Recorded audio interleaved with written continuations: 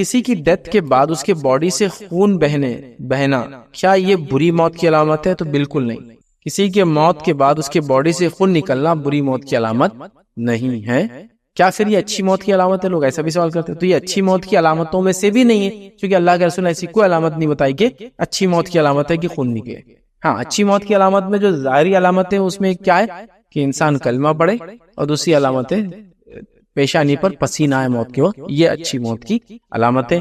موت کے بعد خون نکلنا، موت کے بعد پیشاب نکل جانا، موت کے بعد پیخانہ نکل جانا، موت کے بعد پھولا ہونا، یہ کوئی بری موت کی علامت نہیں. یہ بالکل نیچرل ڈیتھس ایسی ہوتی. کسی بھی انسان کا انتقال ہوتا ہے تو پیشاب پیخانہ نکلنا ایک دم نارمل ہوتا ہے، چونکہ موت کی تکلیف اتنی زیادہ ہوتی ہے، ہر آدمی اس کو برداشت نہیں کر سکتا. دیندار ہو بے دین ہو، سب کے ساتھ یہ ہوتا ہے. جو لوگ غسل لیتے ہیں ان کو اس کا آئیڈیا رہتا ہے وہ کیا صاف کرتے ہیں. سب سے پہلے دیکھیے میت کو لیتے ہیں، اس کے پیشاب پیخانے کو صاف کرتے ہیں. Some thing natural. خون نکل گیا، ناک بہنا شروع ہو گئی، خون منہ سے خون جا رہا، زخم میں سے خون جا رہا، پرانے زخم کھل گئے، پیشاب نکل گیا، پیخانہ نکل گیا، پلاؤ، یہ کوئی بھی بری اور اچھی موت میں کاؤنٹ نہیں ہوتا. یاد رکھیے. تو لہٰذا یہ بری موت کی بھی علامت نہیں. تو خون کا نکلنا نہ اچھی موت میں آپ سمجھے. اچھی موت کے لیے تو ضروری کہ آپ صلی اللہ علیہ وسلم بولے ہم کو، تو آپ نے نہیں بولا. لیکن یہ بری موت میں نہیں، یہ بھی شور ہے. یاد رکھیے. کیونکہ بہت سے لوگ یہ بولتے ہیں ارے دیکھو خون ہی نکل رہا ان کا تو بری موت ہے. ارے دیکھو ان کو نہلائے بعد بھی باڈی کے پارٹ سے آگے پیچھے سے کچھ نکل رہا، وہ بری موت کی علامت نہیں ہے. وہ بیماری کی وجہ سے، تکلیف کی وجہ سے، آپریشنز کی وجہ سے کچھ بھی ہو سکتا ہے، اولڈ ایج کی وجہ سے کچھ بھی ہوتا ہے. تو لہٰذا ان چیزوں کو بری اور اچھی موت کی علامتوں میں کاؤنٹ نہیں کرنا چاہیے. یاد رکھیے. اور کبھی کچھ ظاہری علامتیں بھی ہوتی ہیں، اس سے بھی کاؤنٹ نہیں کرنا چاہیے. ہاتھ ٹیڑھا ہوگا موت، کوئی بری علامت. چہرہ پھر گیا، کوئی بری علامت نہیں. ہوٹھ سرک گئے، کوئی بری علامت. حتیٰ کہ کچھ لوگ بوڑھے ہو جاتے ہیں نا، تو جب ان کو ٹوائلٹ وغیرہ ہوتا ہے نا، تو ٹوائلٹ کی وجہ سے ان کا اندر کا کچھ حصہ باہر نکل کے آ جاتا، اور وہ ریگولر لائف میں اس کو اندر ڈالتے ہاتھ سے. وہ ایج کی وجہ سے ہو جاتا، آتے نکلتی پھر آتے اندر جاتی. بیماری سے نہیں ہوتا، اولڈ ایج سے ہوتا ہے. وہ بھی نارمل ہے، ایسا کچھ بھی اب نارمل نہیں ہو گیا سارے یہ نکل گیا، ارے فلاں ہو گیا، ارے یہ تو ایسے تھے، یا پھر ان کے شرمگاہ کے بال بہت بڑے تھے، یہ بھی کو اس کو نکالنا بھی نہیں آپ کو جیسا تھا ویسے. لیکن یہ بھی کوئی برا نہیں ہے کہ وہ بیچارہ بوڑھا آدمی کیا کریں گے. کئی چیزیں ہوتی ہیں، کئی چیزیں. تو لوگ ہمارے پاس ہر دھکے کو یہ برا ہے، یہ اچھا ہے، یہ اچھی موت تھی، یہ بری موت تھی. ان کی آنکھیں کھلی رہ گئی، اچھی موت تھی بولے، وہ دیکھ رہے تھے، آنکھیں بند ہو گئی، کچھ بھی نہیں. یہ کوئی آنکھیں کھلی رہنا، بند ہونا، منہ ٹیڑھا ہو جانا، ہاتھ یہ ہونا، فلاں ہونا، باڈی کا اسٹیف ہو جانا، ایکسیڈنٹ ہو جانا، باڈی پارٹ چلے جانا، جانوروں نے آدھا باڈی کھانا، آدھا بچ جانا، ایکسیڈنٹ میں کرش ہو جانا، جلنے سے خراب. کوئی اچھا اور برا اس کو کاؤنٹ آپ نہیں کریں گے، سوائے اس کی جو اچھی موت کی علامت ہے آپ سن حدیث میں بتا دی، وہ ہمارے سامنے واضح ہے، وہ اچھی موت کی علامت. اس کے علاوہ بھی کچھ ہو تو بری موت کی تو نہیں. جیسا کچھ لوگ ہوتے ہیں گاڑی میں دب کے مر گئے، دیکھ کتے کی موت مرا، نہیں بول سکتے، وہ بھی اس کے لیے اچھی موت ہو سکتی. تو کئی صحابہ تھے. دیکھیے ایک صحابی کا روایت میں آتا، اونٹ سے گرے، گردن ٹوٹ کے انتقال ہو گیا. اب کیا بولیں گے آپ؟ ٹوٹی ہوئی گردن والا آدمی کی سیدھی رہی ہوئی گردن، اس سے اچھی بری کا کچھ بھی نہیں. آپ نے تو کہا ان کے تعلق سے ان کو نہلاؤ اور احرام میں دفناؤ، کیونکہ وہ حج کے اس پہ تھے ٹور. یہ روز قیامت تلبیہ پڑھتے اٹھیں گے، ہوگی کچھ بھی نہیں. ایک مسلمان کو روایت میں آتا تیل کے اندر ڈال دیا گیا، اور تیل میں ڈالنے سے کیا ہوگا؟ روایت میں آتا ہڈیاں الگ ہوگی، گوشت الگ ہو گیا. ابلتے ہوئے تیل میں ڈال دی، جیسا چیزیں باہر آتی ہیں تو ان کا گوشت الگ، ہڈیاں. تو کیا بری موت ہے؟ نہیں، اسلام کی نہیں. حبیب نجار کو دیکھیے مارا گیا، پورا پیٹ پھاڑ دیا اور آتے نکال لیے باہر، اس میں کیا ہو رہا ہے؟ تو یہ جو ظاہر سے ہم کرتے ہیں نا ایک دم، ارے باڈی کا آدھا پارٹ نہیں، بری موت ہے. وہ کس حالت میں مرا، اس کی ایمانی کیفیت پہ اچھا برا کہہ سکتے ہیں، جو کہ میں آپ جانتے نہیں ہے. لہٰذا ہر مومن کو کہیں گے اچھی موت تھی اس کی، ہر مسلمان کا اچھی موت. لہٰذا یہ خون اور یہ پیپ اور یہ پیشاب اور پیخانہ نکل جائے، ہاتھ ٹیڑھا، منہ لال ہو گیا، ہاتھ اودا ہو گیا، فلاں کالا ہو گیا، یہ نیلا ہوتا ہے نا، زخموں سے، بیماری سے، نسیں جم کے پورا باڈی عجیب ہو جاتی ہے. عام حالت میں دیکھیے 40-45 برس پیروں میں نسیں جمنا چالو ہو جاتی ہے لوگوں کی، اور پیر ایک نوجوان کے دیکھیے کیسے رہتے ہیں، اور ایک تھوڑے ایجڈ آدمی کے پورے بلو ریڈش بلیکش ہو جاتے. تو یہ سب نیچرل. لیکن ہمارے پاس ان تمام چیزوں کو انڈیا پاکستان میں بہت ہی ہوا بنا دیتے. جنازہ وزنی ہے تو بولے یہ بری موت کی علامت. آدمی 120 کلو کا رہے گا تو جنازہ ہلکا کیسا رہے گا اس کا؟ ہاؤ؟ مطلب نیچرل ہے نا فینومینا. 150 کلو کا آدمی ہے تو 150 کلو کو اٹھانے میں تکلیف ہوتی ہے. 150 کلو ویٹ زندہ انسان کا اور 150 کلو ویٹ مردہ انسان میں فرق رہتا. آپ سمجھے فرق رہتا، کیونکہ جب انسان زندہ رہتا اور کھڑا رہتا تو گریوٹی بھی اس سے ورک کرتی الگ ڈھنگ سے، اور جب وہ گر جاتا تو اس کو اگر آپ کو دیکھنا ہے تو آپ کا بچہ جس کو آپ گود میں لے کے گھومتے نا، کبھی سوتے ہوئے اس کو اٹھاؤ، سوتے ہوئے بہت مشکل سے اٹھتا ہو، جبکہ آپ گود میں لیتا بولتے آسانی سے آتا. کیوں؟ سوتے میں پورا گریوٹی پورا نیچے پول رہتا اس کا، ایک دم اپنے آپ کو چھوڑ دیتا. جبکہ جب وہ ہوشیار رہتا وہ اٹھا دیتا. ایسی آپ ایک 50 کلو کے آپ خود ہے، اور 50 کلو کے آدمی کو آپ ایسا اٹھا سکتے گود میں لے کر، لیکن وہ بے ہوش ہو جاتا ایسا لے کے نہیں جا سکتے اس کو گود میں، کیونکہ وہ پورا لوڈ چھوڑ دیتا. تو یہ فرق رہتا ہے. تو لہٰذا 150 کلو کا ویٹ تھا، جنازے کو ایڈ کری 30-40 کلو کا جنازہ. نیچرل 50 kg کی آدمی پہ آ رہا ہے ویٹ جب اٹھا کے لے جائے. ایک آدمی دبلا پتلا تھا, جنازہ ہلکا ہی ہوں گے نا, تو آپ نے ہلکا جنازہ رہا تو بولے نیک, وزنی رہا تو بد. نہیں, وہ جو ایک صحابی کا واقعہ آتا ہے جس میں ان کا جنازہ بہت ہلکا نظر آئے صحابہ کو, تو اللہ کے رسول نے اس کا ریزن دیا. آپ نے کہا کہ تم پہ اس کا وزن کیسے آ سکتا ہے, اس کو تو فرشتوں نے اٹھایا ہوا. وہ ایک اسپیشل کیس تھا, ہر کسی کے ساتھ نہیں ہوگا ایسا, ٹھیک ہے, وہ اسپیشل کیس تھا. تو لہٰذا اچھی اور بری موت کی علامتیں پلیز ڈیفائن مت کیجیے. اچھی موت کی علامتیں ڈیفائنڈ ہے, اس کے علاوہ جو ہے بری موت کی علامت نہیں ہے, لیکن وہ بھی آپ یاد رکھیں. تو اپنے طرف سے حساب کتاب کر کے ڈکلیریشن مت دیجیے. میں نے تو یہاں تک لوگوں سے خبر کھودنے میں ٹائم ہو رہا, بہت برا آدمی تھا. اب آپ جا کے پتھر میں خبر کھودیں گے اس کی تو ٹائم ہی نہیں ہے, مٹی میں کھودیں گے تو آسانی سے کھودیں گے. میں نے یہاں تک سنا ایک ہمارے محلے میں ایک صاحب کا انتقال ہوا, ایک جگہ خبر کھودے تو وہاں بلیک سٹون لگ گیا, تھوڑا ہی کھودے تو مرم تھا اوپر, اور ایسا عجیب بلیک سٹون تھا, تو چینج کر دی خبر دوسری طرف. پورے محلے میں رومناٹ, بہت گناہگار تھے, بولے خبر ہی نہیں کھود رہی. کیا تماشا ہے, جیولوجیکلی پتھر نکل گیا, دوسری طرف جانا ہے. اس کو بری موت کی علامت کس نے بتایا؟ وہ سنت میں. تو میں یہی کہہ رہا ہوں, جو سنت میں بتایا گیا یہ اچھی موت کی علامت ہے, اس کے علاوہ علامتوں کو برا مت سمجھو. خون نکلنا کوئی علامت نہیں ہے اچھائی کی, لیکن برائی میں بھی اس کو کاؤنٹ نہیں کر سکتے. نیچرل کچھ لوگ اچھے میں کاؤنٹ کرتے, بولے شہید تھے, بولے مرنے کے بعد بھی اس کو خون جاتا ہے, شہید ہوتا ہے. مرنے کے بعد خون جانے سے شہید ہونا اگر اتنا آسان ہوتا تو کیا بات تھی, پھر شہید ہونا مذاق نہیں ہے. تو لہٰذا کسی بھی علامت کو برا اور اچھا ڈیفائن مت کیجیے. اچھے ڈیفائنڈ ہے, بری ڈیفائن نہیں ہے, تو کسی چیز کو دیکھ کر برا مت سمجھیے. وہ اس شخص کے لیے ہو سکتا اچھا ہو, جبکہ ظاہری اس کی موت علامت کے اعتبار سے دیکھیے, جیسا کہ سمیہ رضی اللہ عنہا کو کس طرح سے شہید کیا گیا, بری موت کی علامت نہیں.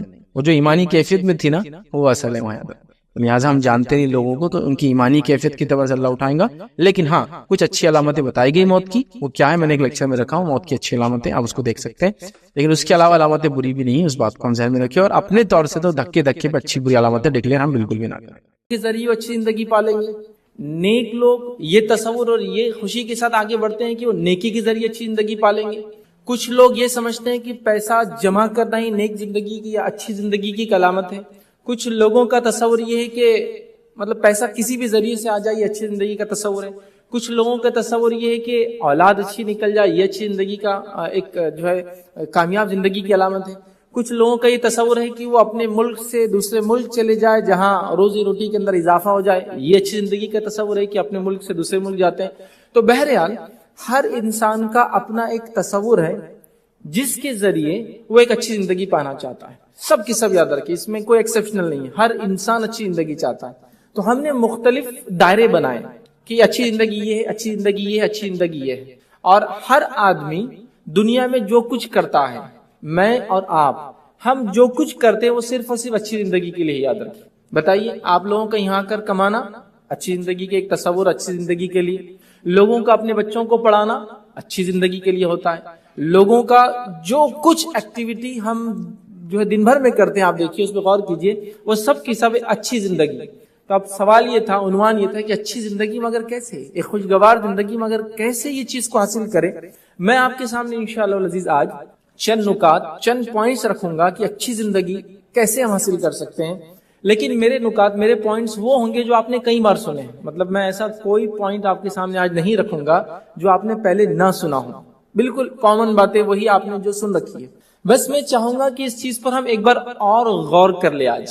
مطلب ظاہر سی بات ہے, میں کوئی نئی چیز تو آپ کو دے بھی نہیں سکتا ہوں. وہی باتیں ہیں جو آپ سن چکے ہیں, کئی علماء سے سن چکے ہیں. آج میں وہی بات ریپیٹ کروں گا. بس میں یہ چاہتا ہوں کہ آج اور غور کریں ان باتوں کے اوپر, اور ہم دیکھیں ہماری زندگیوں میں ان نکات میں سے کیا چیز کی کمی ہے, تاکہ انشاءاللہ العزیز جس اچھی زندگی کے تصور کے پیچھے ہم سب بھاگتے ہیں, ہم سب چاہتے ہیں کہ وہ ملے, تو قرآن اور سنت نے وہ تمام باتیں ہمیں بتائی ہیں کہ ایک مومن کس طرح سے ایک اچھی زندگی اس دنیا کی جی سکتا ہے, اور اس اچھی زندگی گزارنے کے بعد اس دنیا کی کیسے آخرت میں بھی وہ کامیاب ہو سکتا ہے. آخرت کے نکات انشاءاللہ میں نہیں لوں گا, کیونکہ اچھی زندگی, ایک خوشگوار زندگی مگر کیسے, یہ ہمارا عنوان ہے. تو آخرت کی زندگی الگ جو عنوان ہے, دنیا کی زندگی اچھی کیسی ہو سکتی ہے, انشاءاللہ وہ ہم باتیں رکھیں گے. اور قرآن و سنت میں خاص طور سے جو باتیں اس طرح سے آئی کہ دنیا کی اچھی زندگی ملیں گی, عمل کر لوں گے تو, فلاں کام اگر کر لوں گی تو یہاں کی زندگی اچھی گزر جائیں گی, وہ نکات, وہ پوائنٹس آج آپ کے سامنے انشاءاللہ جس میں رکھنے کی کوشش کروں گا. ساتھ ساتھ کہ اچھی زندگی کیسے, اس کے ساتھ ایک اور چیز میں رکھوں گا, بری زندگی سے کیسے بچا جائے, تو وہ خود بخود اچھی زندگی میں آ جاتا ہے. مطلب ایک آدمی جہاں اچھائی کی تلاش میں ہے, تو اسے اگر برائی بتا دی جائے اور برائی سے بھی بچ جائے تو ایک اچھی زندگی کی طرف ہی جا رہا ہے. تو آج ہم دو باتیں دیکھ لیں گے ایک ساتھ. اچھی زندگی، خوشگوار زندگی، ایک ایسی کامیاب زندگی، وہ کیسے؟ اور ہم دکھ سے، درد سے، مشکلوں سے، پریشانیوں سے، تکلیفوں سے جو دنیا میں آتی ہے اس سے بھی ہم کیسے بچ جائیں؟ کیونکہ اچھی زندگی کا معنی یہی تو ہے کہ ہم خوش رہے اور ہمارے سے تکلیفیں، دکھ، درد ہے نا وہ ہم سے دور رہے۔ تو آج جہاں ہم یہ دیکھیں گے نکات میں کہ یہ اچھی زندگی کا پوائنٹ ہے کہ اس سے اچھی زندگی ملیں گی، وہیں ہم یہ بھی دیکھیں گے کہ بری زندگی سے ہم کیسے بچے تو خود بخود انشاءاللہ عزیز وہ اچھائی کی طرف جانے والی چیز ہو جائیں گی۔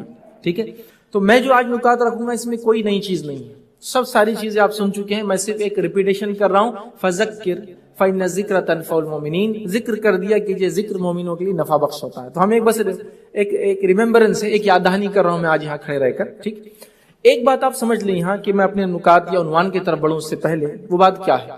اسلام نے اس کے ماننے والوں کو ایک مکمل زندگی دی ہے اور مکمل زندگی جینے کا طریقہ دیا ہے، دنیا کی کامیابی بتائی اور آخرت کی کامیابی کا راستہ اور طریقہ بھی بتایا ہے۔ اب ہوتا یہ ہے کہ ہم میں سے بہت سارے لوگ اپنے طرف سے راستے بناتے ہیں، مطلب اچھی زندگی جینے کے لیے ہم اپنے راستے خود کریٹ کرتے ہیں، ٹھیک ہے، اور ہم یہ سمجھتے ہیں ان راستوں پر چل کے انشاءاللہ ہمیں اچھی زندگی ملیں گی۔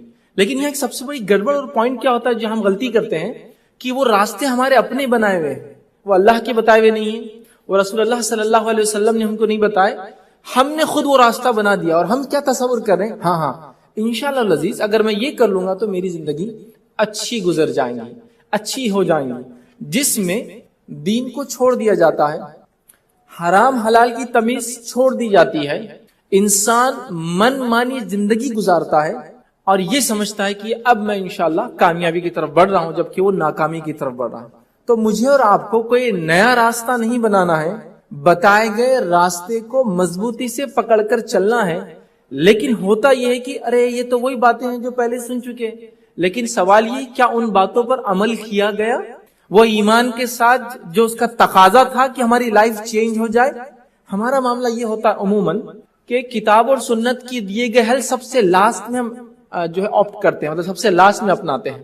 پہلے ہم وہ سب کرتے ہیں جو دنیا کے طریقے ہیں، پھر آخری میں بولتے چلو یہ بھی کر کے دیکھ لیتے شاید اس سے کچھ فائدہ ہو جائے، اور یہ سب سے بڑی خرابی یاد رکھیے ہماری، اور ہم یہاں پھنس جاتے ہیں۔ یاد رکھیے تو ہم یہ تہیہ کر لیں کہ کتاب و سنت نے جو بات بتائی ہے ہم اسی کو جو ہے سمجھیں گے اور اسی کے مطابق عمل کریں گے، انشاءاللہ عزیز ہم دنیا کی جو ہے ایک بہترین زندگی اور آخرت کی انشاءاللہ بہترین زندگی پائیں گے۔ آئیے ایک مثال سے بات شروع کرتا ہوں۔ اکثر لوگ میں سمجھتا ہوں جو انڈیا سے متعلق ہیں وہ یہاں بیٹھے ہیں، جن کا تعلق ہے اردو سمجھنے والے۔ حال ہی میں جو ہے انڈیا میں ایک چیز ہوئی کہ حکومت ہند نے، انڈین گورنمنٹ نے مخصوص نوٹوں کو بند کر دیا، اس کا چلن بند کر دیا، ٹھیک۔ تو وہاں ایک شخصیت کا نام بار بار میڈیا میں ہائی لائٹ ہوا اور ان کا تعلق بھی میرے ہی شہر سے تھا، اورنگ آباد سے اتفاق سے۔ تو ان کا نام ہائی لائٹ ہوا کہ انہوں نے جو ہے ہمارے وزیر اعظم کو بتایا تھا کہ نوٹ کو ایسا کرنا چاہیے۔ تو ایک وہ جو شخصیت ہے ان سے ایک میرا اس سے پہلے مطلب 2006 میں ایک بات چیت ہوئی تھی، ایک میٹنگ ہوئی تھی۔ ہوا یہ تھا کہ ہم نے ایک پروگرام رکھا تھا جس کا عنوان تھا کہ بلا سودی بینکنگ نظام، مطلب نان انٹرسٹ بیسڈ بینکنگ۔ تو وہ انہوں نے کال کیا اور کال کر کے ادارے پر آیا اور کہا کہ جو انٹرسٹ بیسڈ بینکنگ ہے میں اس کو جانتا ہوں اور اس کی برائیاں جانتا ہوں، یہ نان انٹرسٹ بیسڈ بینکنگ کیسے چلتی ہے؟ آپ کا میں نے ٹاپک دیکھا تو ملنے آیا۔ پروگرام بہت چھوٹا سا تھا لیکن پھر بھی وہ آئے، ہم نے ان سے بات چیت کی تو انہوں نے ایک بہت اچھا کنکلوژن دیا تھا۔ ان کی بات سے میں نے ایک چیز جو نکالی تھی وہ یہ تھی، وہ نان مسلم شخص تھے، انہوں نے یہ کہا کہ میں نے 30 ایئرس ریسرچ کیا، مطلب وہ ایجڈ تھے کافی، 30 ایئرس میں نے ریسرچ کیا کہ نان انٹرسٹ بیس سسٹم بینکنگ کا کیسا چلے گا۔ 30 ایئرس کے ریسرچ کے بعد مجھے کسی نے بتایا کہ دنیا کا ایک مذہب ہے جس مذہب میں سود حرام ہے۔ تو میں پھر دوڑا آیا اور میں نے پھر اسلام کیا کہتا ہے سود کے بارے میں، اور سود کے بغیر سسٹم، اکنامی، فائنانس کیسا چلتا ہے، بینکنگ کیسی ہوتی ہے، میں نے اس کو اسٹڈی کیا۔ اسٹڈی کر کے میں یہ نتیجے پہ آیا کہ میری 30 سال کی ریسرچ بیکار تھی۔ اگر میں اسلام کو پڑھ لیتا تو 30 ایئرس کی محنت بچ جاتی اور میں شاید کچھ دوسری ایکٹیویٹی کرتا، مطلب آپ امپلیمنٹیشن کی طرف جاتا۔ تو یہاں جو میرا مقصد تھا اس ایگزامپل کو کوٹ کرنا وہ یہ تھا کہ ہم لوگ کئی راستے تلاش کر رہے ہیں اچھی زندگی کے لیے، کئی جگہوں پہ جا رہے، کئی در جا رہے، کئی دروازوں پہ جا رہے، کئی کوششیں کر رہے ہیں کہ ایک اچھی زندگی مل جائے، ایک خوشگوار زندگی مل جائے، ایک ایسی زندگی ملے جس میں میں خوش ہوں۔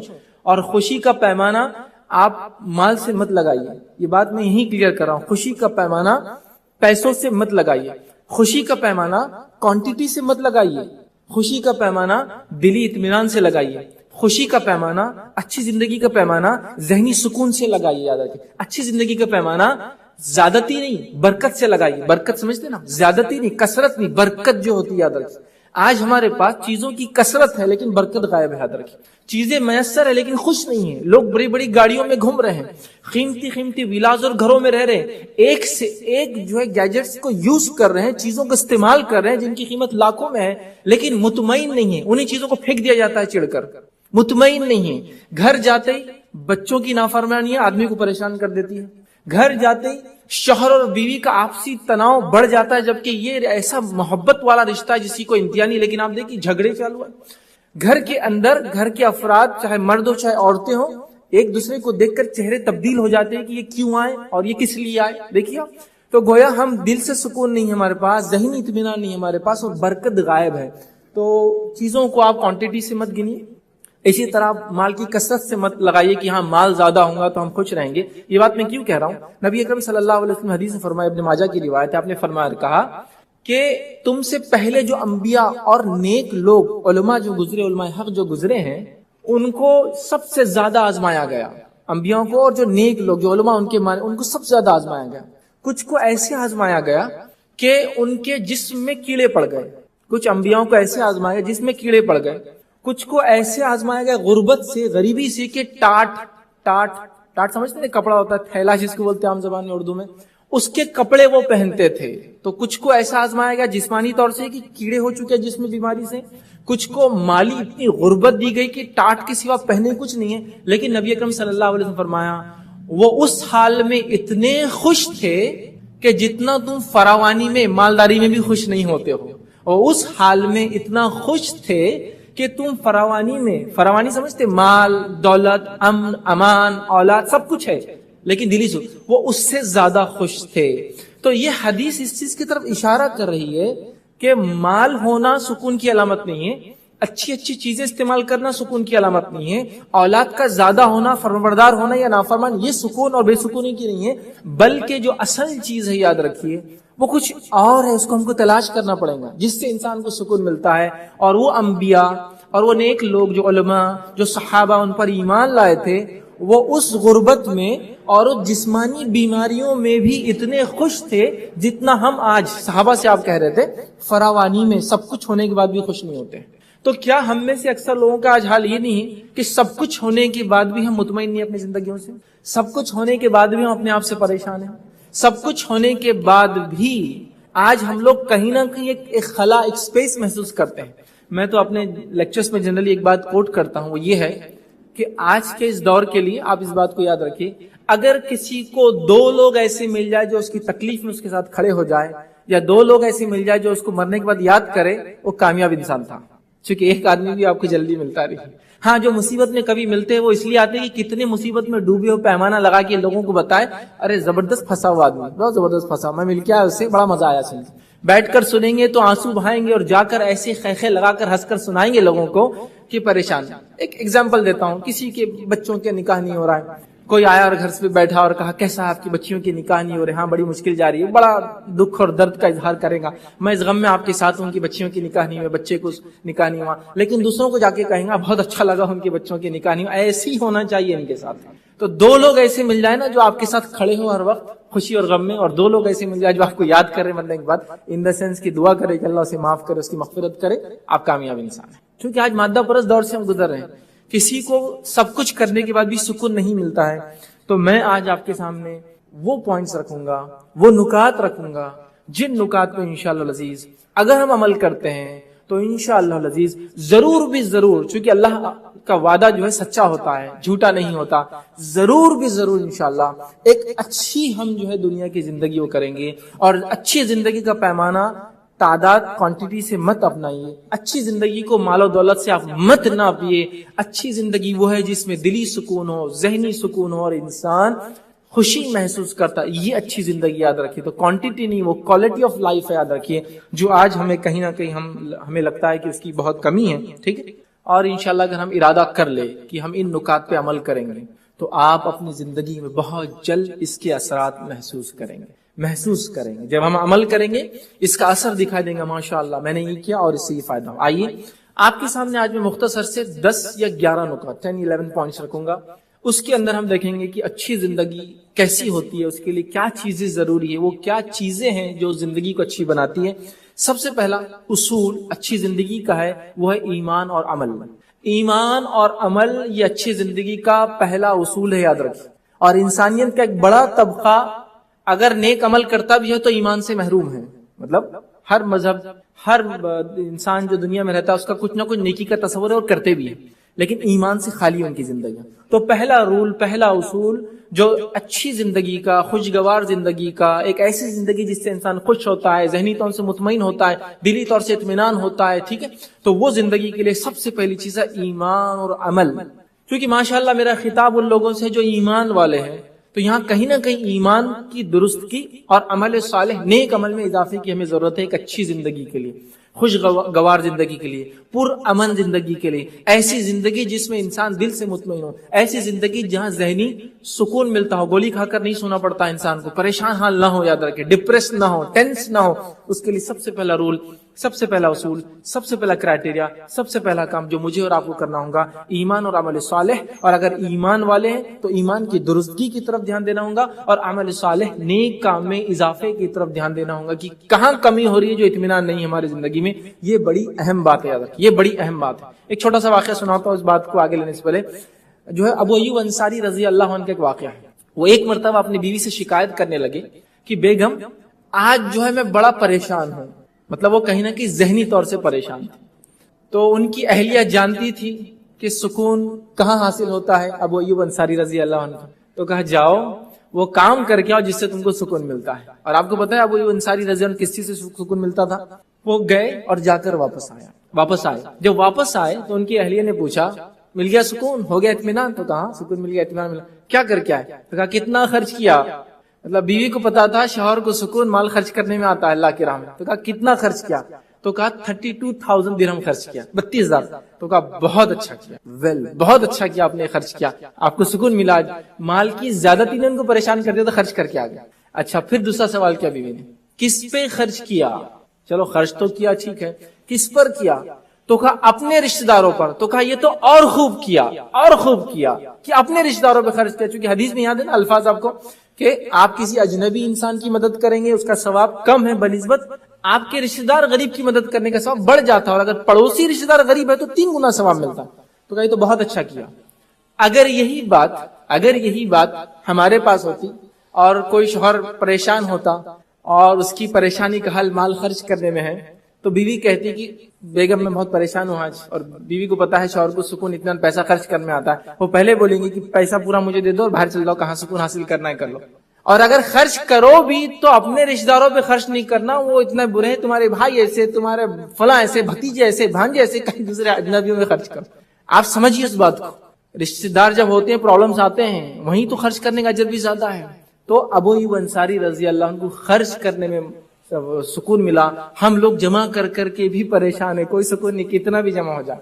تو پتا چلا صحابہ کی زندگی آپ دیکھیں, ان کا سکون اطمینان الگ چیزوں میں تھا, وہ واقعی میں حقیقت میں اس میں پا رہے تھے. تو یہ بات یاد, ایمان اور عمل صالح, اور عمل صالح میں مال خرچ کرنے جتنا اجر یاد رکھیے دوسرے اس کا نہیں, اس لیے مال خرچ کر کے آئے تھے. تو آئیے ایمان کے تعلق سے اللہ رب العزت فرماتا ہے سورہ نحل سورہ نمبر 16 آیت نمبر جو ہے 97 میں 97 میں اللہ فرماتا اور کہتا ہے من عمل صالحا من ذکر او انثى وهو مؤمن فلا يحيينه حیاتا طیبہ. اللہ فرماتا اور کہتا ہے جو شخص نیک عمل کرے, مرد ہو چاہے عورت ہو, بشرط ہے کہ ایمان والا ہو, تو ہم یقیناً اس کو اچھی زندگی عطا کریں گے. حیاتا طیبا, ہم اسے اچھی زندگی عطا کریں گے. کس کے لیے؟ جو انسان جو ایمان لائے اور نیک عمل کرے اس کے لیے ہم اچھی زندگی یہاں دیں گے. تو ایمان اور نیک عمل کو اچھی زندگی کا راستہ بتایا گیا ہے. اب ہم لوگ دیکھیں اپنے راستے بنا رہے ہیں, اچھی زندگی کے اپنے راستے بنا رہے, راستہ بنا ہوا ہے, چلنا ہے صرف. تو ایمان اور نیک عمل سے حیاتن طیبہ, ایک اچھی زندگی, ایک اچھی دنیا کی زندگی ملتی ہے. یاد رکھیے ایمان اور نیک عمل سے, یہ پہلا رول ہے. یاد رکھیں. دوسری جگہ اللہ رب العزت سورہ رات سورہ نمبر 13 آیت نمبر 29 میں فرماتا اور کہتا ہے الذین آمنوا وعملوا الصالحات طوبی لہم وحسن مآب. اللہ فرماتا اور کہتا ہے جو لوگ ایمان لائے اور انہوں نے نیک عمل کیے ان کے لیے خوشحالی بھی ہے اور عمدہ ٹھکانہ, مطلب دنیا کی اچھی زندگی ہے اور موت کے بعد جنت ان کا عمدہ ٹھکانہ ہے. تو یہاں بھی دیکھیے اچھی زندگی کے لیے ایمان اور عمل صالح کو کرائیٹیریا بنایا گیا. میں اور آپ اپنی زندگیوں کو دیکھیے, ہماری زندگی میں ماشاءاللہ ایمان تو ہے لیکن عمل صالح کی بہت کمی ہے, اور عمل صالح وہی ہو سکتا ہے جو سنت نبوی سے ثابت ہو. یاد رکھیے من مانا عمل صالح نہیں, جیسے ہم میں سے بہت سے لوگ من مانے کرتے ہیں. عمل صالح وہ ہے جو اللہ کی کتاب نے اور اس کے نبی صلی اللہ علیہ وسلم کی سنت میں موجود ہو, آپ نے کر کے بتایا یا حکم دیا ہو, یہ عمل صالح ہے, یہ آپ نے کیا ہو. یہ بات کو ہمیں سمجھنا ضروری ہے. تو اچھی زندگی کے لیے یاد رکھیے عمل ضروری ہے. آج ہماری زندگی یا تو ایمان کی کمزوری, ہم شرک کرتے ہیں اس میں کمی ہے, یا پھر سنت کے مطابق اعمال نہیں کرتے ہیں, من مانی کرتے ہیں, یا پھر فرائض کو چھوڑے بیٹھے ہیں سالوں سال سے, یا پھر کرتے ہیں تو من مانے ڈھنگ سے کرتے ہیں, یا پھر جو ہے اپنے طور اور اپنے طریقے سے کرتے ہیں, اپنے کلچر اپنے ٹریڈیشن کے مطابق کرتے ہیں, ویسے نہیں کرتے جیسا کتاب اور سنت نے بتایا ہے. تو اگر مجھے اور آپ کو ایک سکون والی, اطمینان والی, اچھی زندگی, خوشحال زندگی, ایسی زندگی جس میں دلی سکون ہو, ذہنی سکون ہو, اطمینان ہو, برکت ہر طرف سے برکت نازل ہو رہی ہو, برکت سمجھتے ہیں نا, برکت وہ کوانٹٹی نہیں, وہ کوالٹی آف لائف جسے کہتے ہو, برکت نازل ہو رہی ہو, ایسی زندگی یاد رکھیے بڑی اہم زندگی ہے.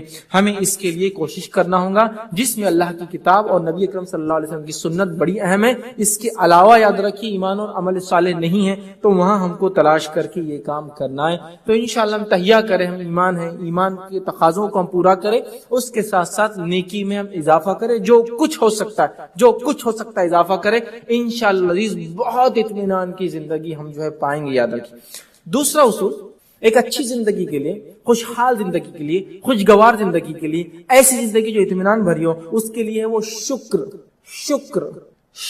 یاد رکھیے کسی کہنے والے نے بڑی پیاری بات کہی ہے, اگر ایمان کی مثال ایک پرندے کی ہے, ایمان کی مثال اگر ایک پرندے کی ہے تو شکر ایک پر ہے اور صبر اس کا دوسرا پر ہے. بہت اہم چیز ہے شکر. یاد رکھیے بہت اہم چیز ہے. ہم بہت بہت بہت ناشکرے ہو چکے ہیں, ہے نا, کتنے ناشکرے ہو چکے ہیں جس کی کوئی انتہا نہیں. یاد رکھیے کوئی انتہا نہیں, مطلب زندگی کا ہر پہلو آپ لے لیں, ہم ناشکری کرتے آتے ہیں. ہر پہلو لے لیں ہم ناشکری کریں. اللہ رب العزت نے جو نعمتیں ہم کو ہزاروں, لاکھوں, کروڑوں, ملینز اور بلینز نعمتیں, میں اس کو ہم کاؤنٹ بھی نہیں کر سکتے. یاد رکھیں ایسی نعمت اس کے بارے ہم سوچتے بھی نہیں, فکر بھی نہیں کرتے ہیں. لیکن ہمارا مسئلہ وہ جو نہیں ملا نا, بس اسی کو ہم کو کوٹ کرنا ہے کنٹینیوسلی, جو ہے ان نعمتوں کو ہم بھول جاتے ہیں.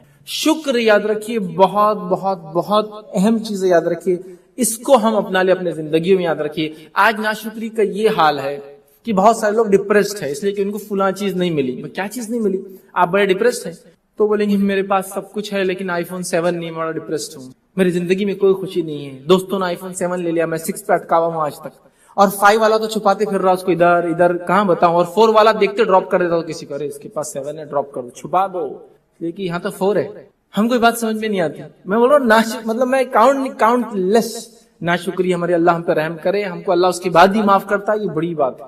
کاؤنٹ لیس ناشکری کا یہ عالم ہے, کسی کو انتہا نہیں. یاد رکھیے ہماری بحث چل رہی کہ جوتا کون سا لینا ہے. بچے اگر نوجوان ہیں تو والدین سے جھگڑا کر رہے ہیں, یہ جوتا لینا, یہ سینڈل لینا, فلاں چپل لینا ہے, اور عید کی خوشیاں اس میں برباد ہو رہی اس لیے کہ فلاں شوز, سینڈل یا وہ جو چیز فٹ ویئر تھا مجھے وہ نہیں ملا.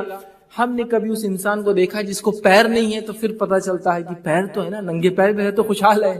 لیکن ہماری بحث تو نعمتوں پر ہے, جو لوگ فائدہ اٹھا رہے ہیں اس کو دیکھ کر ہم ان چیزوں کو بھول جاتے ہیں جو ہمارے پاس ہے. تو ہم اکثر ناشکرے ہو چکے ہیں. یاد رکھیے ہم شکر گزاری کا وہ مادہ ہم میں جذبہ نہیں باقی رہا ہے. آپ برا مت لگنے دیجئے, یہی حال ہے. یاد رکھیے یہی حال ہے, جو بول رہا ہے اس کا بھی, جو سن رہا ہے اس کا بھی یہی حال ہے.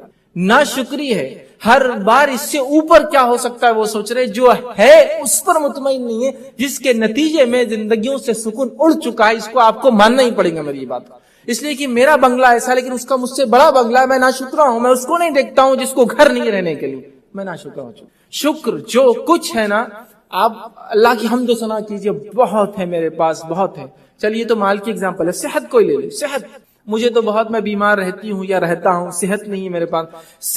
صحت کو یہ بہت بڑی نعمت ہے, لیکن اگر آپ کے پاس وہ نہیں ہے تو اس کو دیکھیے جس کی صحت آپ سے بھی زیادہ خراب ہے. الحمدللہ میں بہت اچھا ہوں. جس کے لیے میں عموماً ہندوستان میں رہنے والے لوگوں کے لیے گزارش کرتا ہوں, گورنمنٹ ہاسپٹلس کا کبھی آپ جو ہے نا اس کے آئی پی ٹی جو ان پیشنٹ ڈپارٹمنٹ ہوتا ہے اس میں کبھی کبھار چلے جانا, ایسے گھومتے چلے. جب آپ کو لگتا ہے نا میری صحت بہت خراب ہے, میں تو بہت جسمانی طور سے بیمار ہوں, سب کچھ ہے, کبھی ایک چکر مار کے آ جانا. آپ کہیں گے الحمدللہ اتنا اچھا ہے, کیونکہ ایک پیشنٹ یہ تھا ایکسیڈنٹ ہو کر آیا, اس کے تو پیر کٹ چکے تھے, دوسرا آدمی تھا وہ فلاں ہو چکا تھا, الحمدللہ میرے پاس سب کچھ ہے, میری تو بیماری صرف اتنی ہے. میں نے ایسے لوگوں کو دیکھا جن کے تعلق سے یہ بات آتی ہے اور بہت تعجب کی ہے, جو موت کے قریب ہے, جن کے بارے میں بتا دیا گیا 15 دن 2 دن 10 دن 8 دن بس جئیں گے, اس کے بعد مر جائیں گے, کوئی چانسز نہیں ہے. الحمدللہ مجھے تو ایسا کچھ بھی نہیں ہے, مجھے تو ابھی امید ہے. یہ الگ بات ہے موت کبھی بھی آ سکتی, لیکن امید ہے میں جی سکتا ہوں.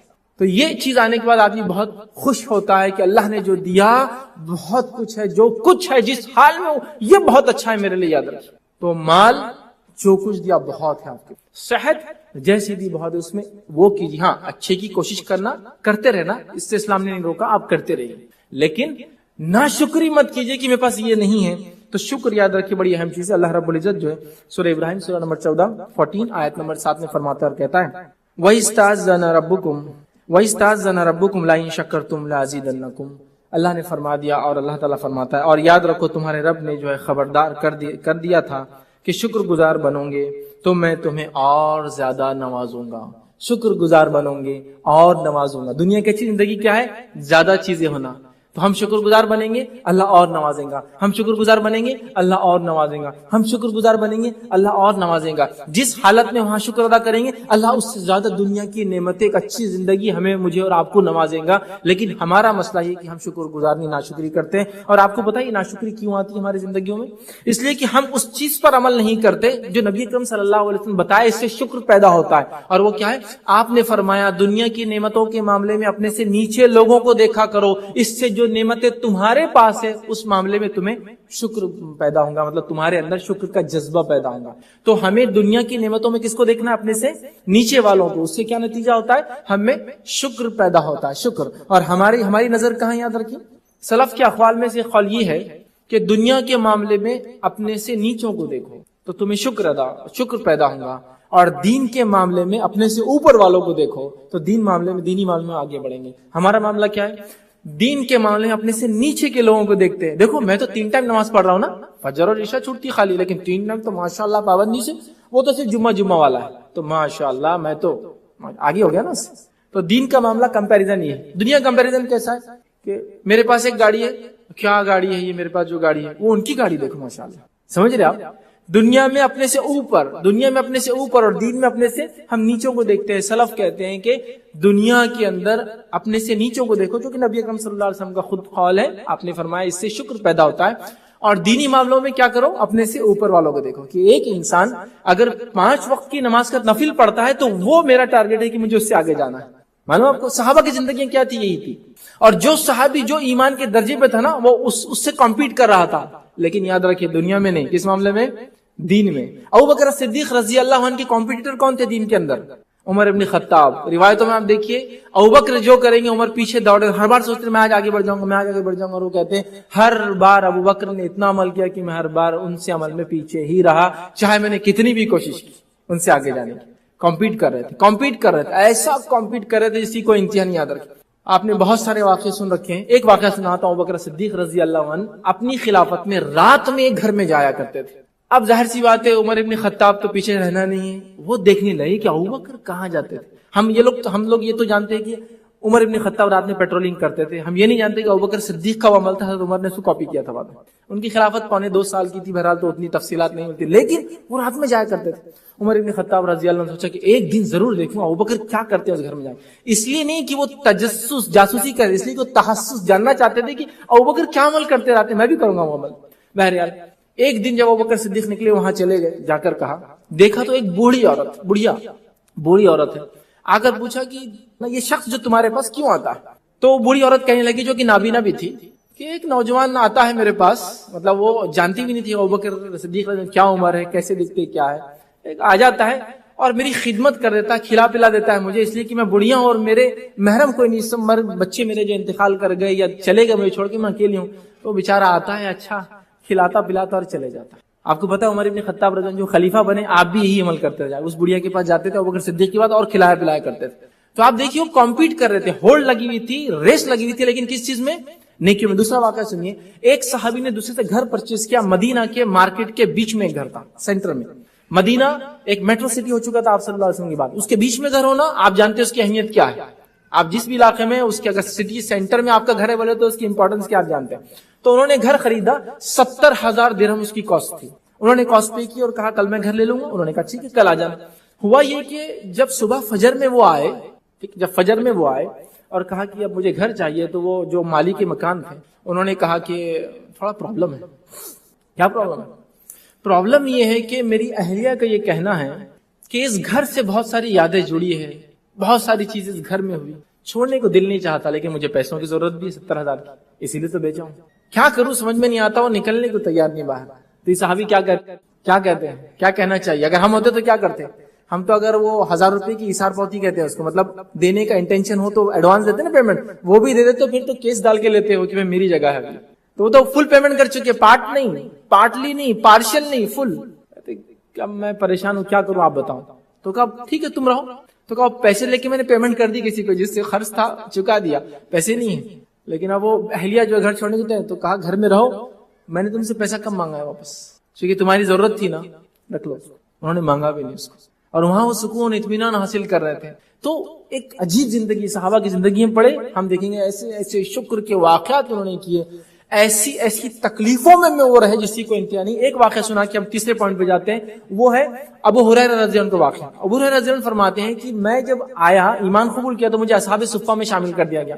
اصحاب صفہ کی کیفیت یہ تھی, وہ بتاتے ہیں ہم اتنے غریب صحابہ تھے اور مدینے کا معاشرہ اکنومیکلی اتنا ٹوٹا ہوا اور اتنی غربت کا عالم تھا کہ مجھے پہننے کو جو ملا وہ ایک چمڑے کا ٹکڑا تھا جو مجھے پہننے کو ملا, جس سے میں صرف اپنا ستر شرمگاہ ڈھانک سکتا تھا, اور وہ بھی مکمل نہیں. ستر خفیفہ ایک ہوتا, ستر غلیظہ ایک ہوتا ہے, صرف بیچ کا پرائیویٹ پارٹ ڈھانک سکتا تھا. چھوٹا سا تھا چمڑا جو میرے آدھی تھا, آدھی مانڈی تک جاتا اور صرف یہاں سے ناف کے نیچے تھا. میں نے اس کو لگا لیا اور ایک طرف سے چونکہ وہ کھلا تھا, سینے کو تاغا نہیں تھا, تو میں نے کانٹے لگا لیا. لیکن اس میں مسئلہ تھا. مسئلہ یہ تھا کہ جب رکوع اور سجدے میں جاتے تو شرمگاہ کھل جاتی تھی. مطلب اپنے تن ڈھانکنے کے لیے جو ضروری ہے اتنا کپڑا بھی نہیں تھا. لیکن اب ان صحابہ سے ایک کوئی ناشکری کا کلمہ, کی بڑے تکلیف میں آ گیا ایمان لا کے, کیا مصیبت ہے. ایک ناشکری کا کلمہ, سنگل ایک جو بولتے ہیں نا بل پڑتے نا چہرے پر, ایسا کرنا پڑے گا کیا, بھوکا ایک نہیں ملیں گا. اللہ رب العزت نے انہی صحابہ کو پھر جو نوازا, چونکہ انہوں نے شکر ادا کیا, پھر جو نوازا تو ان کی جو نوازا گیا اس کا ایگزامپل دنیا میں آپ کو میں نہیں دے سکتا. اتنا نوازا اللہ نے, اتنا نوازا. عثمان ابن عفان رضی اللہ عنہ جب آپ خلیفہ تھے, خلیفہ جب آپ بنے اس سے پہلے آپ کا حال یہ تھا کہ آپ کے 5,000 عربی گھوڑے تھے. 5,000 عربی گھوڑوں کی آج کے ایگزامپل ہے 5,000 لگژریز کار, اور اتنی بکریاں تھی کہ اتنی بکریاں اور بھیڑے پورے عرب میں کسی کے پاس نہیں. لیکن جب آپ خلافت کے آخری وقت میں جب آپ پہ الزامات لگے, تب آپ نے بیان کر کہا لوگوں میرے پاس یہ تھا, میں سب کچھ اللہ کے راہ میں خرچ کر سکوں, آپ کچھ بھی نہیں, غریب ہو چکے. اتنے شکر گزار تھے. بس یہ شکر کا ہم دامن انشاءاللہ جب پکڑ لیں گے نا تو پھر ہماری زندگی ہمیں بدلتی ہوئی نظر آئیں گی. تیسرا اصول ہے صبر, اور یہ دونوں ایک دوسرے کے ساتھ ہی رہتے ہیں. ایک چلا گیا دوسرا بھی جاتا ہے, اور ایک آگے دوسرا بھی آ جاتا ہے. صبر, شکر اور صبر یاد رکھیے. صبر, ہر آنے والی تکلیف جو دین پر عمل کرنے سے آتی ہے, ہمارے پاس ساری تکلیفیں دنیا کی وجہ سے آتی ہے اور ہم اس کو برداشت بھی کرتے صبر کے ساتھ, لیکن دین پہ آنے والی تکلیف کے معاملے میں ہم اتنے وہ ہو گئے نہیں, یہ تکلیف تو بالکل نہیں چاہیے. اگر اس سے پتا چل جاتا میں مسلمان ہوں اور تکلیف آ سکتی تو بالکل نہیں چاہیے. تو لیکن دنیا کے لیے میں ہر تکلیف اٹھانے کو تیار ہوں, لیکن دین کے لیے نہیں. دین پر عمل کرنے کی وجہ سے تکلیف آتی, جو نقصان ہوتا ہے, جو پریشانیاں آتی, جو انسان کو جس کو ہم کہیں گے ٹینشن, عام زبان میں ٹینشن آتا ہے, یہ تمام چیزوں پر صبر کرنا کہ اللہ کی طرف سے مصیبت, تکلیف, پریشانی تھی, اے اللہ میں اس پر صبر کرتا ہوں اور تجھ سے اجر طلب کرتا ہوں, بدلہ طلب کرتا ہوں. انشاءاللہ عزیز بہترین زندگی ہو جائے. یہ ہے صبر، یہ ہے صبر. اور صبر کی اتنی مثالیں صحابہ نے دی جیسی کوئی انتہا نہیں. میں سمجھتا ہوں قرآن کی سب سے مشہور اور معروف آیت جو ہم لوگ تلاوت کرتے ہیں سورۃ البقرہ آیت نمبر جو 55 155 156 157 آپ سب عموماً قاری اس کو پڑھتے ہیں. اللہ فرماتا ہے وَلَنَبْلُوَنَّكُمْ بِشَيْءٍ مِّنَ الْخَوْفِ وَالْجُوعِ وَنَقْصٍ مِّنَ الْأَمْوَالِ وَالْأَنفُسِ وَالثَّمَرَاتِ فَبَشِّرِ الصَّابِرِينَ. ہے نا.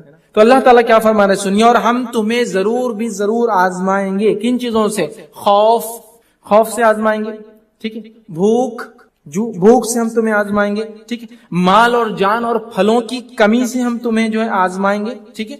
اور جنہیں ان مصیبتوں میں جب یہ پڑ جاتے ہیں اور وہ صبر کرتے ہیں تو ایسے صبر کرنے والوں کو خوشخبری دے دو، ایسے صبر کرنے والوں کو خوشخبری سنا دو. صبر کرنے سے خوشخبریاں ملتی، یاد رکھیں، اس لیے کہ اللہ تعالیٰ صبر کے بعد نعمتوں میں اور اضافہ کرتا ہے. اس لیے کہ انسان جب صبر کرتا ہے تو وہ ایک طرح سے شکر ادا کرے، اللہ میں مطمئن ہوں میرے حالات سے، تو اس کا بدلہ دے. الحمدللہ وہ شکر ادا کر رہا ہے، اللہ تعالیٰ اس کو اور اضافہ کر کے چیزیں دیتا ہے نا. اور صحابہ اور صحابیات نے کیا صبر کیے. میں صحابہ مردوں میں سے نہیں، ایک خاتون کے ایک مثال دیتا ہوں، اور ان کا نام تھا ام سلیم رضی اللہ عنہا. مشہور اور معروف صحابیہ ہے، سب لوگ جانتے ہیں. انس بن مالک رضی اللہ عنہ ان کی والدہ ہے، ٹھیک ہے. ان کا واقعہ آتا ہے کہ ایک مرتبہ ان کے شوہر سفر سے واپس آئے. شوہر ابو طلحہ رضی اللہ عنہ بہت لمبے سفر کے بعد آئے تھے. جب یہ سفر سے واپس آئے تو یہ نہیں چاہتی تھی کہ ان کو وہ واقعہ بتائے جو گھر میں گھٹنا گھٹی تھی. ایک ایسا دکھ اور درد بھرا واقعہ ہوا تھا کہ اللہ نہ کرے ہمارے ساتھ ہو جائے تو ہم تو وہ چیخ پکار اور واویلا مچا دیں گے جس کی کوئی انتہا نہیں. اور اس سے ایک دن پہلے کہ ابو طلحہ رضی اللہ عنہ گھر آئے، ان کے بیٹے کا انتقال ہو چکا تھا. سمجھا؟ لیکن انہیں نہیں بتایا اپنے شوہر. جب وہ گھر آئے تو یہ مسکراتے ہوئے ملی. شوہر اتنے وقت بعد گھر آیا تھا، کوئی کمپلین نہیں دی. اور چونکہ ان کے شوہر نے یہ بات رسول اللہ صلی اللہ علیہ وسلم کو بیان کی تو واقعہ پورے تفصیلات ہم تک پہنچی ہے، وہ حدیث کے اندر آتا ہے. جب وہ گھر آئے تو وہ ان کے لیے تیار تھی، اور رات میں انہوں نے ہم بستری کی اپنے جو ہے شوہر کے ساتھ. صبح یہ واقعہ سنایا کہ میں ایک بات آپ سے پوچھتی ہوں، مجھے کہو کہ اگر کوئی شخص تمہیں کوئی چیز دے اور تم سے واپس لے تو تم کیسے دو گے؟ تو کہا اگر کوئی شخص مجھے کوئی چیز دے گا تو میں اس سے اچھے طریقے سے اس کو لوٹا کر واپس دوں گا، چونکہ اسلام کا یہ اصول ہے. تو کہا پھر اب سنو، اللہ نے ہمیں ایک اولاد دی تھی، لڑکا کل انتقال کر چکا ہے، میں نے آپ کو صدمہ نہ ہو آتے نہیں بتایا. وہ بھی ایک ماں تھی، وہ بھی ایک عورت تھی جیسا عورتیں ہوتی ہیں، ٹھیک ہے، بتایا نہیں. وہ بھاگے ابو طلحہ فجر کی نماز کے لیے اور اللہ کے رسول صلی اللہ علیہ وسلم پورا واقعہ بیان کیا.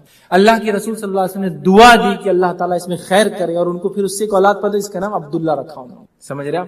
تو یہاں آپ دیکھیے وہ کیا صبر ہوگا. صحابہ کوئی روبوٹس تو نہیں تھے نا، انسان تھے.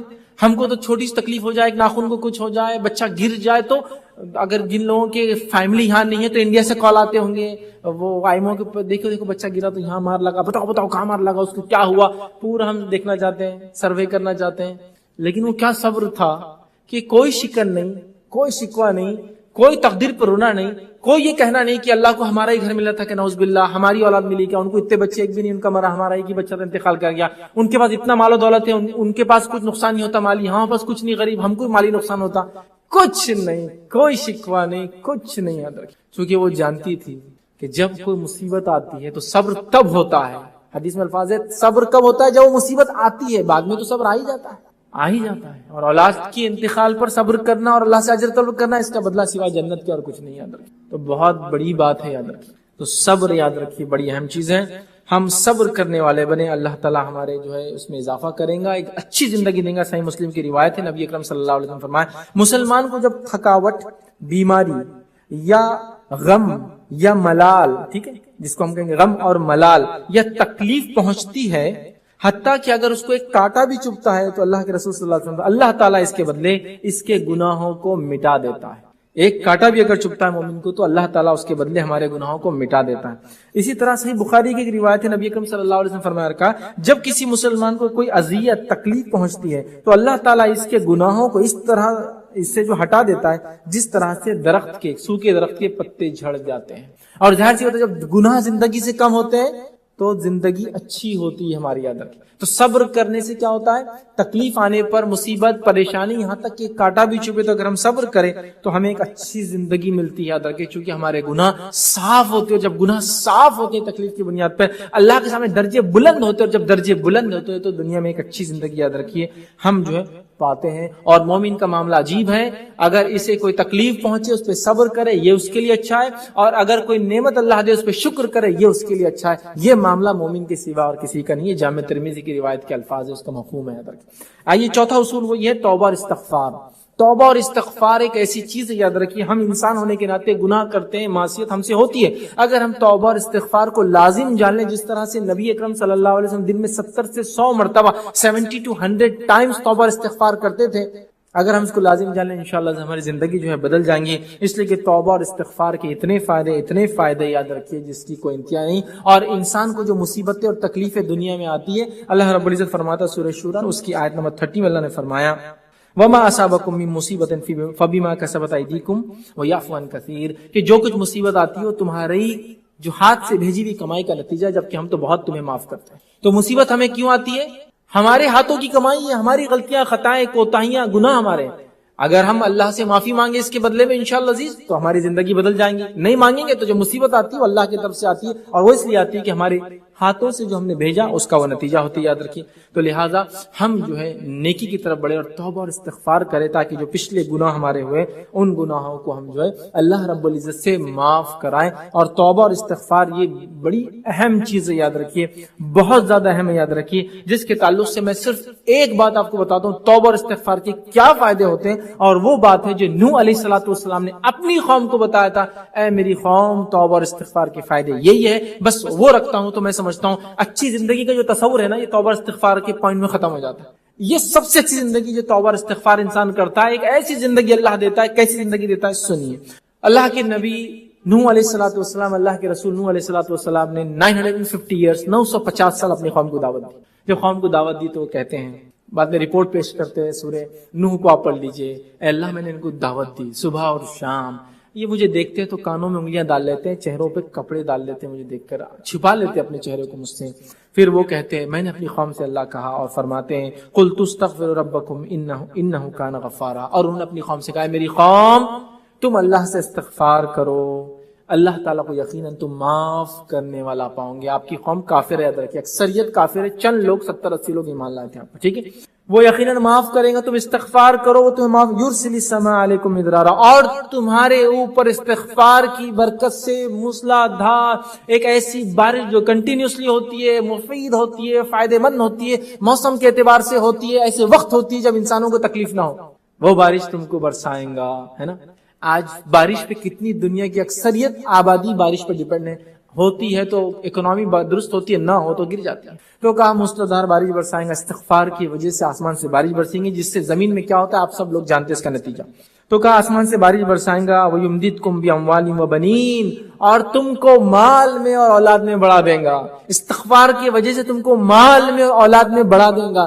آج مال اور اولاد کے لیے کیا کچھ نہیں ہو رہا، ایک تو کمائی، اور دوسرا جس کو اولاد نہیں اپنی اولاد کے لیے کوشش بڑھا دیں گا، میری قوم اس معاملے میں آگے بڑھا دیں گا۔ پھر وہ فرماتے ہیں برسائیں گا اور مال اور اموال میں تمہیں بڑھا دیں گا، وَيَجْعَلْ لَكُمْ جَنَّاتٍ وَيَجْعَلْ لَكُمْ أَنْهَارًا، اور تمہیں باغات عطا فرمائیں گا اور نہریں بہا دیں گا ان باغات۔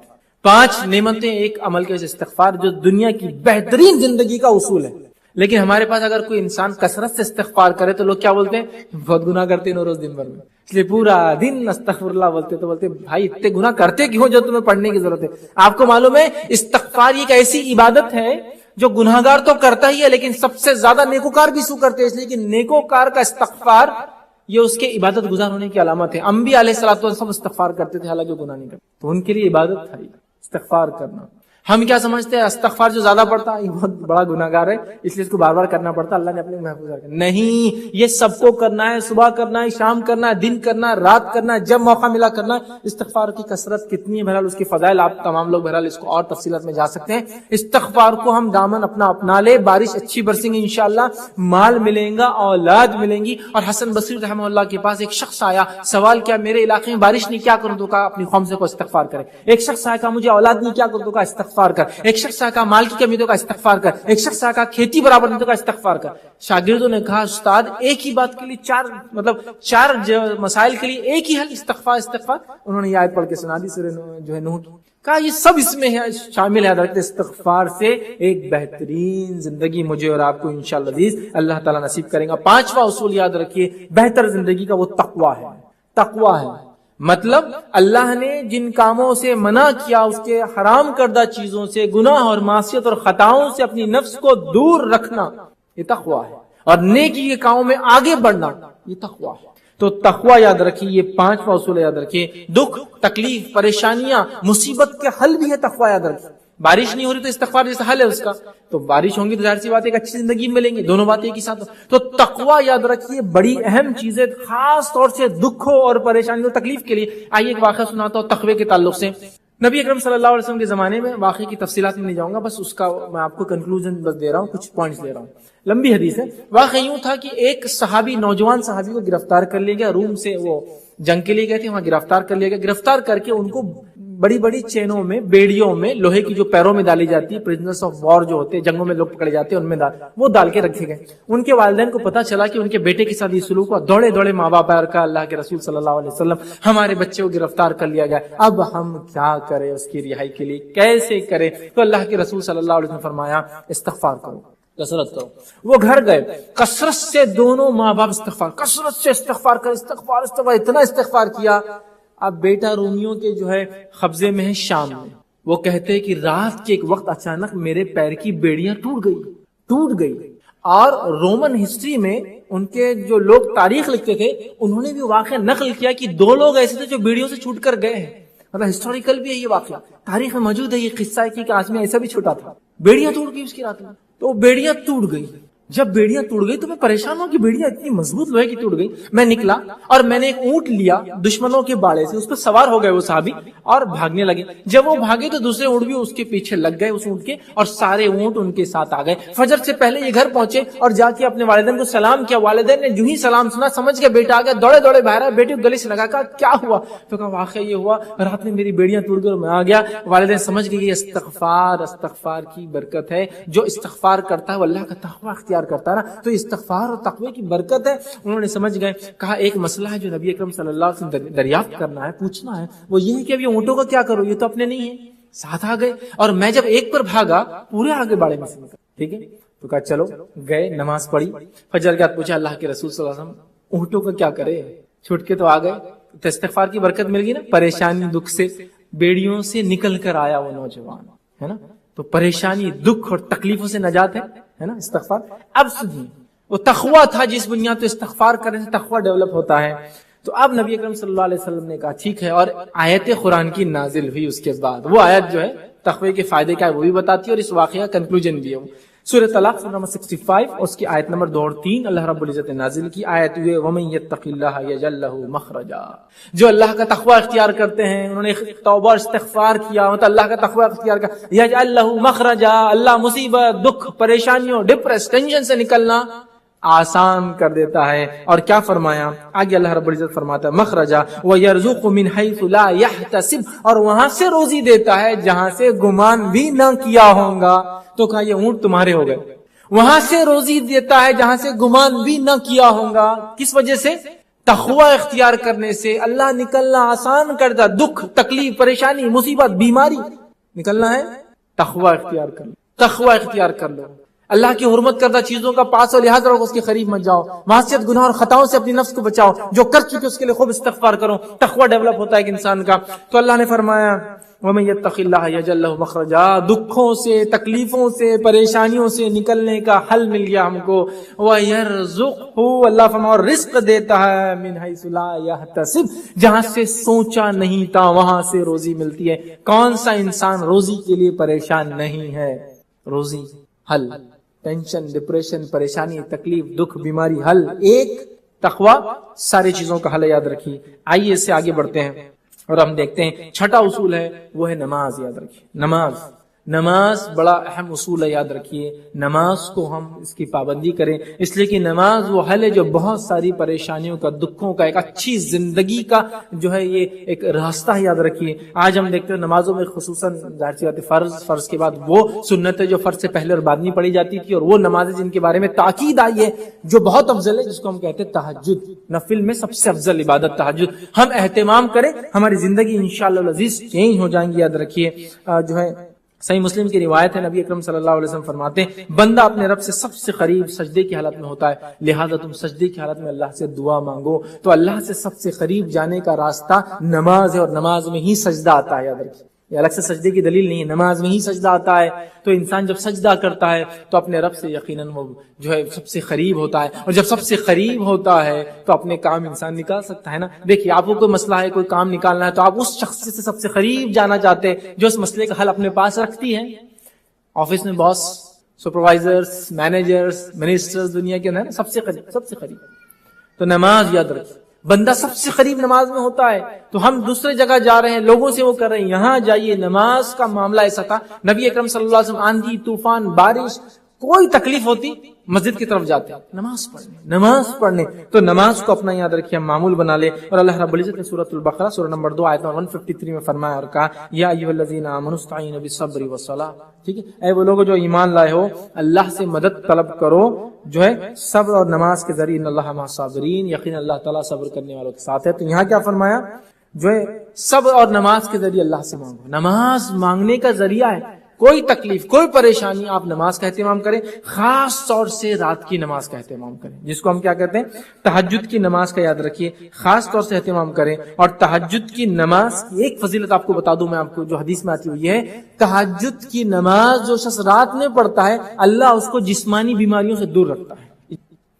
کہیں اس میں فضائل 4 فضائل ہے نماز کے، اس میں ایک آخری فضائل ہے، جو رات کی نماز پڑھتا ہے اللہ اس کو بیماریوں سے دور رکھتا ہے۔ سبحان اللہ، بیماریوں سے دور رہنے کا حل کون سا بندہ ہے، کون سا انسان ہے دنیا جو بیماری سے پریشانی چھوٹی ہے بڑی جو بھی ہو، رات کی نماز بیماریوں کو دور کرتی ہے، دفاع کرتی ہے، دور رکھتی ہے ہم سے، یاد رکھیے سبحان اللہ کتنی بڑی فضیلت ہے۔ تو ہم نمازوں کا اور فرائض کے علاوہ تمام نمازوں کا اہتمام کریں۔